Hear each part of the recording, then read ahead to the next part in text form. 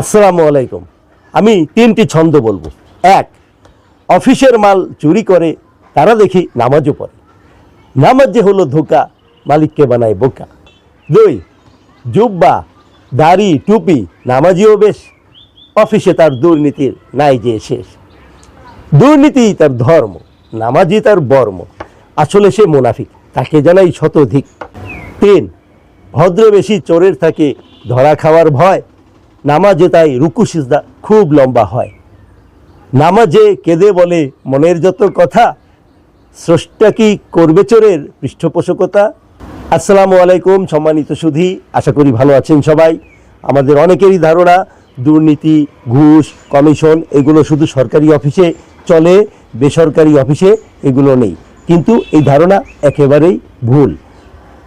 সরকারি অফিসের মতো প্রাইভেট অফিসেও কিন্তু দুর্নীতি পুরোদমে চলে, আর এই ক্ষেত্রেও তারা সবচেয়ে বেশি ব্যবহার করে ধর্মকে। ইসলামী লেবাস, দাড়ি টুপি, নামাজ এই ধরনের অতীব গুরুত্বপূর্ণ বিষয়গুলোকে তারা ব্যাপকভাবে ব্যবহার করে তাদের দুর্নীতিকে আড়াল করার জন্য, এবং অনেক ক্ষেত্রে তারা সাময়িকভাবে সফলও হয়। আমি একবার একটি ইন্ডেন্টিং ফার্মে কাজ করতাম, তখন একবার মার্কেটিং ম্যানেজারের সাথে একবার একটি কারখানার হেড অফিসে গিয়েছিলাম। হেড অফিসের অ্যাডমিন প্রধান আমাদেরকে 3টি কোটেশনের ফটোকপি করে দিলেন এবং বললেন যে লোয়েস্ট যে বিডার তার চাইতে সামান্য কিছু কম করে কোটেশন সাবমিট করতে।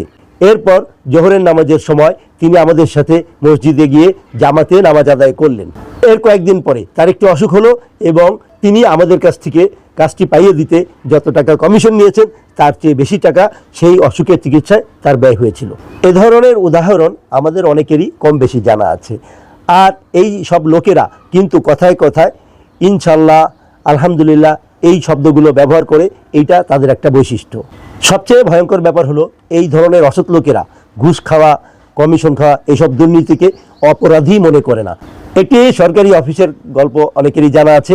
একজন হুজুর সরকারি অফিসের কর্মকর্তা একজন সেবা প্রার্থীকে বলছেন, তাড়াতাড়ি দিলে দেন, ড্রয়ার বন্ধ করে রাখবো, নামাজের সময় হয়েছে, নামাজ পড়তে যেতে হবে। চিন্তা করেন কি ভয়ঙ্কর অবস্থা। একজন লোকের কথা জানি, অফিসের মালামাল খোয়া গেলে তার নামাজ দোয়া লম্বা হয়। আবার যদি কোনো সময় দেখা যায় সেই ব্যক্তির মসজিদে নামাজ দোয়া খুব লম্বা হচ্ছে, তখন খোঁজ নিলে দেখা যাবে যে অফিসের মালামাল চুরি হয়েছে। এসব লোক এভাবে ধোঁকা দিয়ে মালিকদেরকে বোকা বানায়। তারা চরম পর্যায়ের মুনাফিক। তারা পরকালের তোয়াক্কা করে না। তারা ধর্মকে খুব খারাপভাবে ব্যবহার করে ধর্মের চরম ক্ষতি সাধন করে। এসব মুনাফিকেরা অবিশ্বাসীদের চেয়েও অনেক বেশি খারাপ।